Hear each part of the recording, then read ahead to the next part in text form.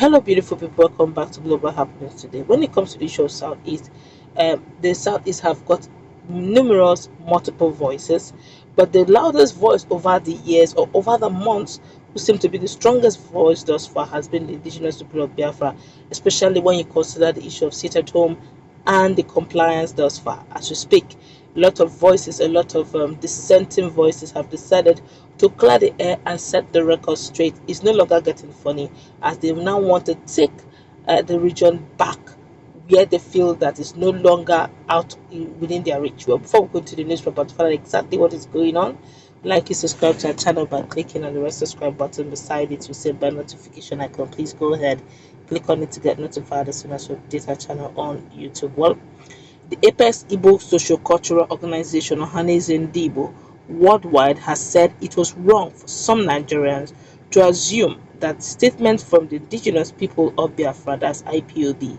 represent the views of Ndigbo. It said the pro-Biafran group does not speak for the Southeast and that only Ohanaeze Ndigbo is entitled to do so. They went further to say that the organization noted that the indigenous people of Biafra, that's IPOB, like other groups, is entitled to its views. Ohanaeze Ndigbo said it has been lobbying other regions to support the Southeast geopolitical zone to produce the next president. It agreed with Arewa Consultative Forum, that's ACF, on the need to lobby other regions. The chairman ACF, that's Chief Audi Ogbe, on Thursday said the Southeast must get the support of other regions to enable the zone to produce the next president. Responding, Ohanese's spokesman, that's Alex Obonaya, said that the idea of going round and lobbying other regions for support for the president from the Southeast region is good. There's nothing wrong with it. Chief Obe also knows that the President General of Ohanaeze Ndigbo, that's Professor George Obiozo, has spoken to him about the need for the president to come from the Southeast geopolitical zone. So, I quote him, said, "We have also met the people of South-South and the people of Southwest, so we are moving about." Obonaya called on Nigerians to support someone from the Southeast for president in 2023. We want to use this opportunity to remind the ACF that in 1959, the Igbo through Dr. Nnamdi Azikiwe supported the North. 20 years after, in 1979, the Igbo through Alex Ekweme K.O. Mbadiwe and others also supported the North, which saw to the emergence of Alhaji Shehu Shagari as the president. Another 20 years after, the Igbo supported President Olusegun Obasanjo, and thereafter we supported Yaradua and later Dr. Goodluck Ebele Jonathan. We have always been supporting others.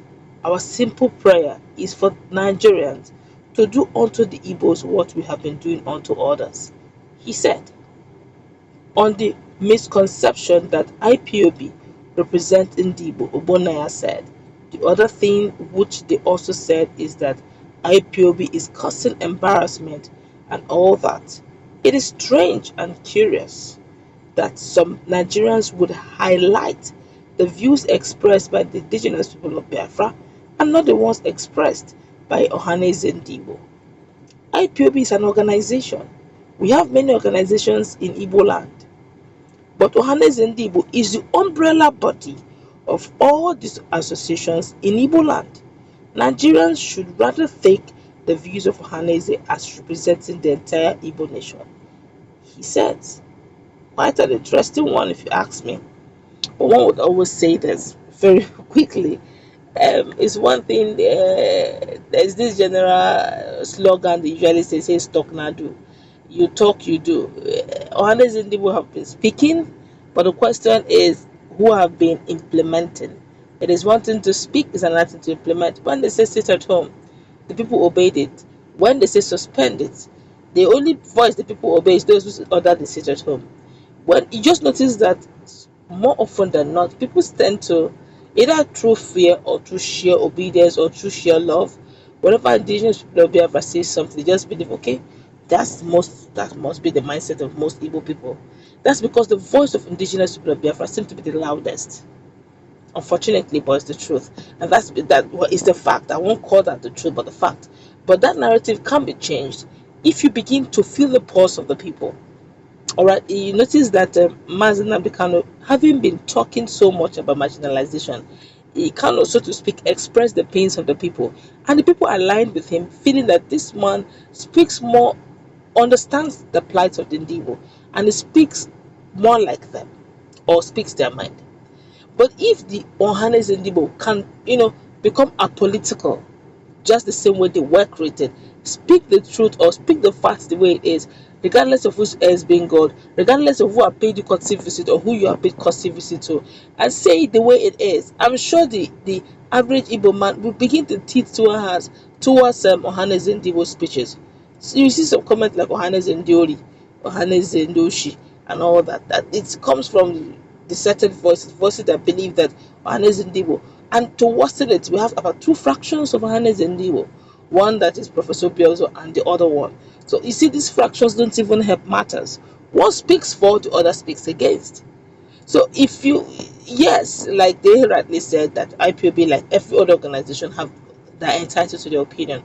But the best way to get the people, the best way to speak the mind of the people is to be close to the people, find out their mindset, have a stakeholders meeting. Just fairly recently, the monarchs in Southeast cried because they lost one of their own. UGM brought one of them down, and they felt bad. They said they were just recently one of them was kidnapped, and now they've been brought down. Now you see the level of insecurity. But when you speak the mind of the people, when you see, build, respect is not bought in the market, so you can actually use your money to buy it. But the truth of the matter is, genuine respect is born from attitude. Okay, now is this issue of primaries, direct primaries, we're talking about the politics. The reason why most people may not like the issue of primaries for elections is simply because the power will go straight to the people. Now the people will not have a say, not the one that they will bring up people, and at the end of the delegates will now choose the one they like after pocketing some nice looking Ghana must goes around. But if there's no such thing like Ghana must go, and there's direct primaries where you test your popularity, you begin to know if you are close to the people or not. This is about time where Ohanes and Debo need to go to the grassroots and begin to speak the mind of the people. Just maybe the narrative may change. I know it's a bit dicey, it's a bit difficult for them right now, being the fact that right now South is tensed. But I still believe that if you get to the grassroots, feel the pulse of the people, they will tell you their mindset, and that's where you can make a decisive decision, as in a concise decision on where they stand and where the government stand. Then you can be a better mediator. That's where we're going to wrap it up. Let's meet in our comment section. What's your take? Do have a